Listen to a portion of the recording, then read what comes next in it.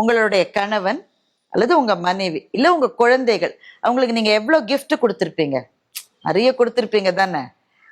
உங்க மனைவியா இருந்தா பட்டு புடவை வாங்கி கொடுத்துருப்பீங்க, தங்கத்துல நகையெல்லாம் வாங்கி கொடுத்துருப்பீங்க, வீடு வாங்கி கொடுத்துருப்பீங்க, பிள்ளைங்களுக்கு லேட்டஸ்ட் போனு, காலேஜ் அட்மிஷன், உங்க கணவருக்கு நீங்க மனைவிகள் நிறைய gift. இதெல்லாம் gift-ஏ கிடையாதுங்க. இது எதுவுமே gift கிடையாது. உங்க வாழ்க்கை துணைவன் அல்லது துணைவிக்கோ உங்க குழந்தைகளுக்கோ நீங்க கொடுக்கிற பெரிய gift நீங்க ஆரோக்கியமா இருப்பது மாத்திரம்தான்.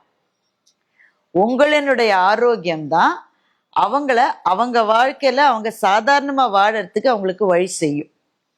இது நான் தெரிஞ்சுக்கிட்ட ஒரு பெரிய உண்மை. இது அதுக்கு கூட நேரம் இல்லை அப்படின்னு ஒரு ஆள் சொன்னா அந்த லைஃப்ல ஏதோ சரியில்லைன்னு அர்த்தம். ஏதாவது ஒண்ணு நிறுத்திக்கணும், குறைச்சிக்கணும், இல்ல ப்ரையாரிட்டைஸ் பண்ணணும்.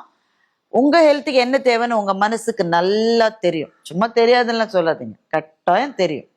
அதுக்கு நேரம் இல்லை, அதுக்கு டைம் இல்லை, அதை விட முக்கியமா ஒண்ணு வந்துருச்சு, ஆபீஸ்ல எங்க விடுறாங்க, நெய்ன்னு பிடிங்க எடுக்கிறாங்க, இப்படிலாம் காரணத்தை சொல்லி நம்ம ஓடிக்கிட்டே இருக்கோம். மிக மிக முக்கியமானது உங்க ஹெல்த். இப்ப நான் சொல்றது என்ன மாதிரி நடுத்தர வயதில் இருப்பவர்களுக்கு மாத்திரம் நான் சொல்லல, இளைஞர்களுக்கும் சேர்த்து தான் நான் சொல்றேன். ஏன்னா you have to begin early.